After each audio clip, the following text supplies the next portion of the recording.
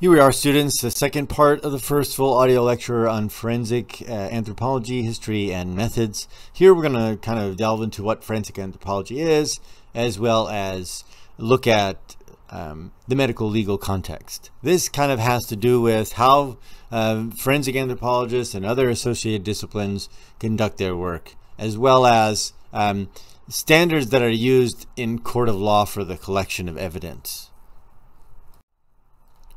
A few professions, of course. The one that you're, learning about in this class, forensic anthropology, right, or a forensic anthropologist. This is applying knowledge of human skeletal remains to medical legal contexts. That just means that we're using the knowledge that you have, everything about the skeleton, and applying it to bones that might be of medical or legal significance. There's also forensic archaeology that has emerged. Using archaeological principles in forensic contexts, medical legal contexts. Some individuals suggest that you can't have forensic anthropology without forensic archaeology, but can you have forensic archaeology without forensic anthropology? There are some researchers kind of debating that because there are even some forensic archaeologists that don't necessarily specialize in human skeletal remains, and so that might be confusing to people that are forensic anthropologists that already know how to excavate modern remains at crime scenes. A forensic odontologist or forensic odontology, these are dentists who apply their knowledge to medical legal contexts. And medical records, teeth, are very resilient. They're one of the hardest substance in nature. And your teeth are basically fossilized in your mouth because most of it's mineral. They're usually recovered. They're difficult to destroy.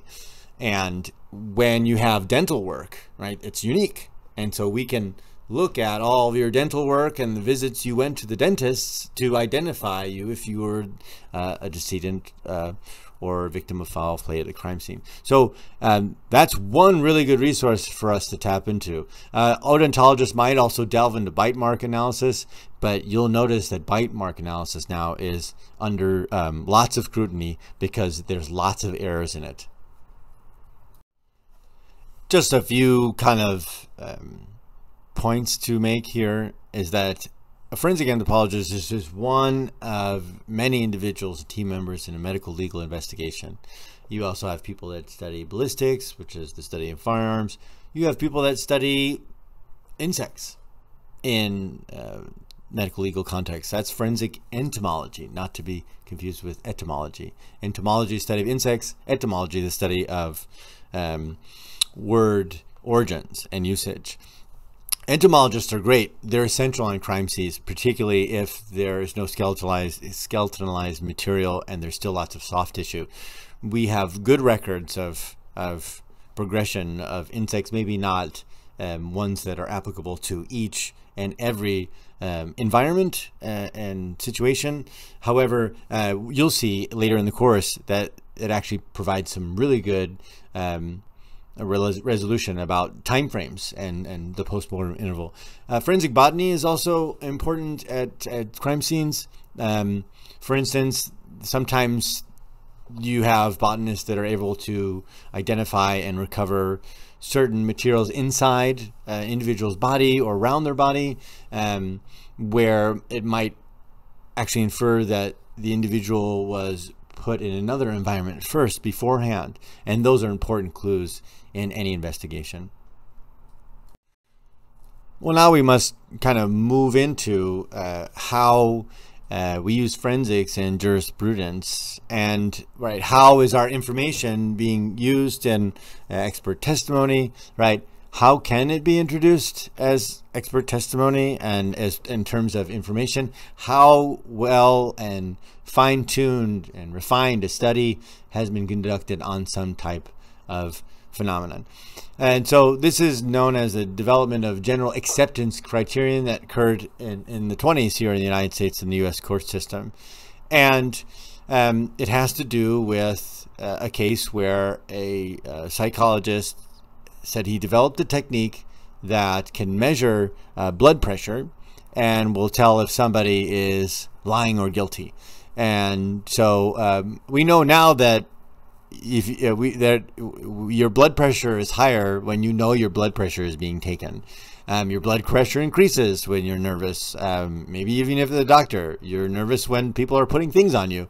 So it seems ridiculous now, but this individual said, oh yeah, well, if the blood pressure goes up, then obviously they have to be guilty. And this wasn't accepted by the scientific community, and it hadn't been vetted. And so the court system mandated that there has to be some type of general acceptance. Any type of information or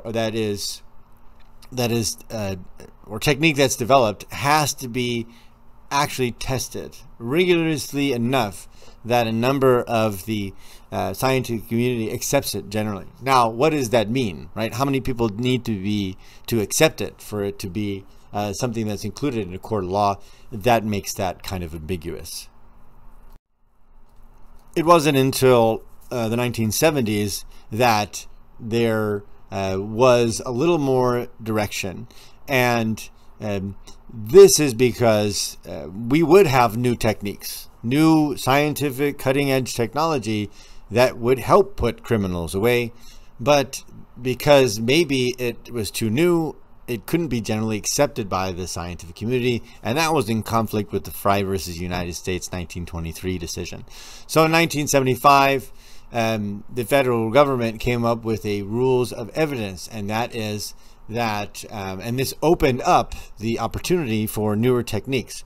And this is that the testimony has to be based on sufficient facts or data, and there has to be reliable principles, and then those principles have to be reliably applied to the facts of the case. So this kind of opened up the problems with the general acceptance criterion. A major decision in the Dalbert versus Merrill Dow case, 1993, and I won't bore you with the details of the case. You can look it up if you want. But basically, the conclusion of that trial was that we need to have good and standards that are stringent in some ways, but also open up the ability for any type of new technique to come to the forefront that can be used in any type of investigation. And so one of them is that whatever idea or technique, it has been tested. Somebody actually has some evidence that shows that we've seen how well and fair the technique produces results, and that it has been subject to peer review, that other individuals have looked at it, other independent researchers, that it is published, right? If it is peer reviewed, it's probably going to be published, or it has been published. It has some type of error rate. This is key to remember, is that no technique in science is fail-safe. None of them. Any type of and I will show you, being able to encapsulate variation and typify one individual in a category, it's not necessarily possible. We do our best with our estimation techniques, and we actually know what our error rates are based on the collections that were used. There are standards controlling its operation. You can think of like AFS or SWGANTH, those organizations, those governing bodies that are maintaining standards for the discipline. And the last one, attracted widespread acceptance within a relative scientific community. Again, this one is challenging because it also sounds kind of like the Frye versus United States decision, where it has to have some type of general acceptance. You can see that it's opened up a little bit. The language is attracted widespread acceptance. What does that mean? And then relevant scientific community. Well, think about it. If we had only two experts, and they both agreed that that's the relevant scientific community. So number 5 can be challenging, but you can see 1 through 4. These are excellent standards that we can use for our discipline, and they're excellent guides for us to create our standards with the jurisprudence and the other side of the coin, which is law and enforcement, which forensic anthropologists are kind of divided from. But we should know, right, how to develop our techniques so that can be used is expert testimony.